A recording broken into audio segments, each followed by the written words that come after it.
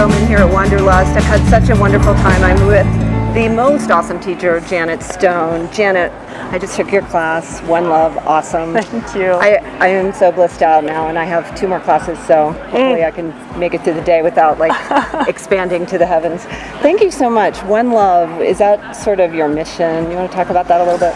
Yeah, well, the whole teachings of yoga are about union, and the way in which we have compartmentalized and separated ourselves, like our greedy self and our loving self and our funny self and our sad self, and the whole process of this journey with yoga is about union anyway. And so you hook into this messages that have come through music, through poetry, through writings, through spiritual practices for all of these numbers of years.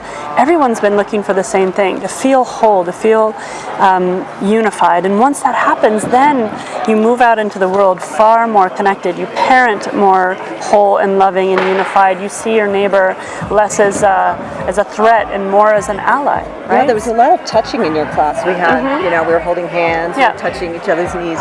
It was really kind of beautiful, but do you ever sense that there's a little bit of antsiness? Yeah, if there's antsiness, I just make humor of it. I just think, well, let's make this, let's make this fun, and it's, we start to get so separated, and we forget about it's okay to just touch in. It's not touchy-feely per se, it's just getting out of our individual putting everybody in boxes and moving a little bit closer into empathy. Really empathizing with the people around us, and if we stay back, it's hard. If we touch someone, it's harder to be separating them. Yes, absolutely. So very Bob Marley. Yeah, exactly. Awesome. So I want to talk just briefly about your experience coming to yoga. You came to yoga in India. Can you just tell us a little bit about that? Yeah, I was in the film industry for many years, and I took a hiatus. And on that hiatus, I went to the birthplace of my grandfather. And in India, I met a Shivananda teacher, and was amazing and lovely. I was very highly physical, and it calmed things down. But it was more just the teachings in the people that I met that really inspired me. And then the asana just started coming, as I traveled around the world, and it was really just a powerful time. India's powerful for almost everybody. Well, yeah, you don't even need to go do asana in India. It's the practice lives in every challenge and every interaction, and And one of the classes you taught here at Wanderlust was chanting, and I wanted to see if you could just talk to us, maybe for some new yogis. I think sometimes people come to classes and for the first time they're oming and they're like, what the heck is this om? And what does it mean? And nobody explains it often. And maybe you could just talk to that. Maybe just we could practice a simple om just to kind of allay those fears that come up with. Well, that's why I teach Chanting 101. It's kind of a joke, like a university class, right? Because I want it to be accessible and understood really as a way. Scientifically, it's been studied that if you sing, if you use your voice, if you invoke that vibration, that you have access to parts of yourself and parts of your cells awaken that are not awakened in normal conversation, in sleeping, in the duties of our day.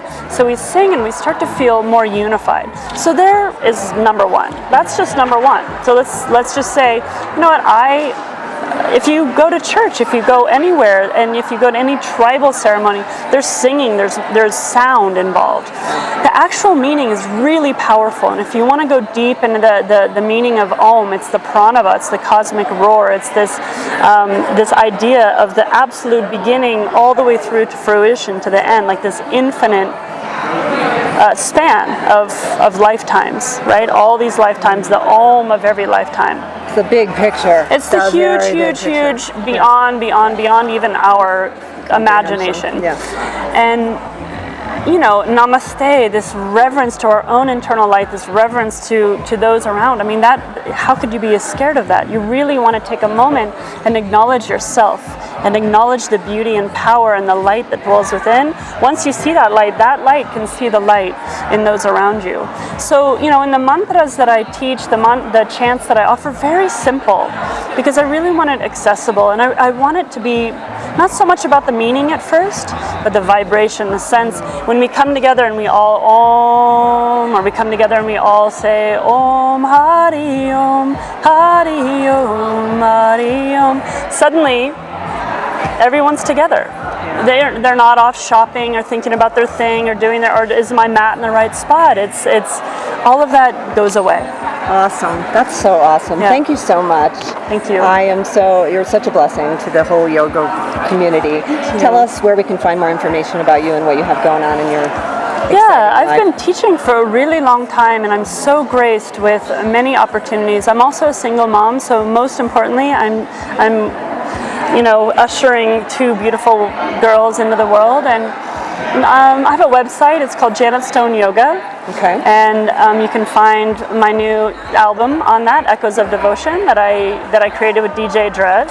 He's awesome. So fun. Can't wait to get that. Tons of videos and downloads, and I have an iTunes app, and we've got shirts, and we just have all sorts of trainings in India and all sorts of fun places. And you have a schedule, and they can find it all on your website. All janetstoneyoga.com or on Facebook at Janet Stone Yoga, so it's pretty easy. Well, thank you so much. Yeah. And namaste to Namaste. you. Namaste to you guys.